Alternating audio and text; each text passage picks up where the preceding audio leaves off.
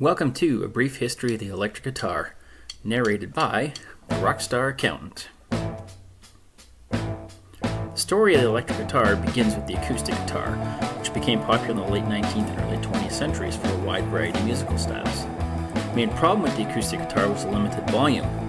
Players began looking for ways to get more volume out of their instruments. They tried microphones, but these required a player to stand still and were subject to feedback sounds.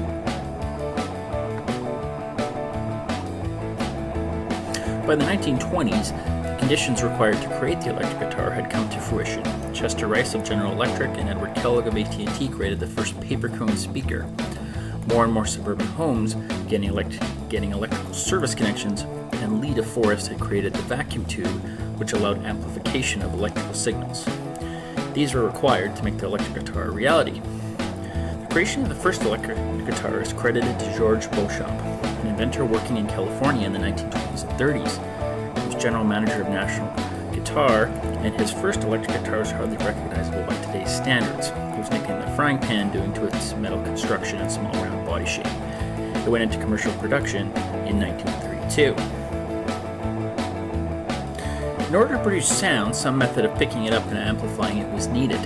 Beauchamp experimented with different pickup designs before finding one that actually worked. He put parts of phonograph cartridges under strings and carbon button microphones under the tops of guitars, but none of these approaches really worked well.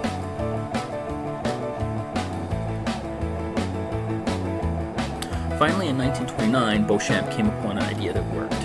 The key innovation that he developed was the magnetic electric guitar pickup. The pickup consisted of pole-shaped magnets placed vertically under the strings with copper wire windings around the poles. The magnets converted the vibrations to an electrical signal. The electrical signal produced was very small, too small to drive a speaker, so an amplifier was needed to produce sound at levels suitable for performance and recording. The electric guitar amplifier was born. It was modeled after the early vacuum tube radios of the 1930s. These were loud enough that an electric guitar could be used in a band performance setting. With Beauchamp's frying pan guitar as a prototype, Adolf Rickenbacker and one of his business partners, Doc Kaufman, began full-fledged production of different models of early electric guitars through the 1930s and 1940s. These instruments were often played on the lap and sounded quite different from a modern electric guitar. This was a long time before rock and roll or heavy metal. The most popular types of music for these instruments was Hawaiian music and early forms of country. It didn't take long for other manufacturers to jump into the game. Throughout the 1930s, manufacturers such as Gibson, Dobro, National, Audiovox, Vega, and Epiphone jumped into the market despite the Great Recession. Finally, Beauchamp got his patent in 1937, but by then it was too late. And then World War II hit, and guitar innovation ground to a halt. But after the war, there was a renewed interest in the electric guitar. Up until this point, electric guitars had been hollow body guitars with pickups mounted to the top. This design worked to a point, but it was still subject to feedback at loud volumes. Then along came Les Paul, who had an idea for a solid body electric guitar. His prototype was affectionately called the Log, since it had been partially made of an old fence post from his yard. Les Paul's solid body electric was a bit ahead of its time. He pitched the solid body idea to several manufacturers, including Gibson, who initially laughed at the notion, but finally, in the early 1950s, he convinced them to put it into production, and in 1952, the Gibson Les Paul was born, which is one of the most iconic guitars of all time, and is still produced today. One of Gibson's chief competitors in the 50s was Fender, founded by Leo Fender in California. Fender started out selling and repairing radios, but by the 40s had an interest in designing electric guitars and amplifiers. He collaborated with Doc Kaufman, who had earlier worked with Rickenbacker. In 1945, Fender started selling lap steel guitars with an electric pickup and an amplifier designed by Leo. But Fender's first big hit when it came to solid body electric guitar came in 1950 with the release of the Fender Telecaster. Leo Fender had a knack for visual design, and the new look Telecaster was visually interesting. It was unmistakably a guitar. Fender was also a shrewd businessman, and he controlled costs and found innovative ways to build the guitar that made it cheaper to buy. Despite its popularity, the Telecaster had some critics, so Leo Fender set out to try and fix them. Some guitars wanted a more rounded body, and others wanted more sound, so always the innovator Leo began working on a new premium solid body guitar and the result was the Fender Stratocaster, introduced in 1954. It may be the most iconic electric guitar of all time.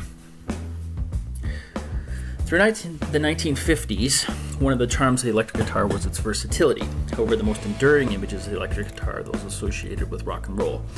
Elvis Presley and Chuck Berry came along and produced hits like Jailhouse Rock and Johnny B. Good. Another key electric guitar invention in the 50s was the humbucking pickup, which employed dual coils to reduce noise and increase output. In the 1960s, the Cultural Revolution was the perfect environment for the new rock and roll genre to really take flight.